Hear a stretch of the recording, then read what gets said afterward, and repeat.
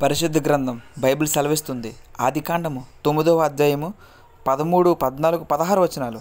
మేఘములో నా ధనుస్సును ఉంచి తిని, అది నాకును భూమికిని మధ్య నిబంధనకు గుర్తుగా నుండును. భూమిపైకి నేను మేఘమును రప్పించినప్పుడు ఆ ధనుస్సు మేఘములో కనబడును, ఆ ధనుస్సు మేఘములో నుండును. ఆమెన్.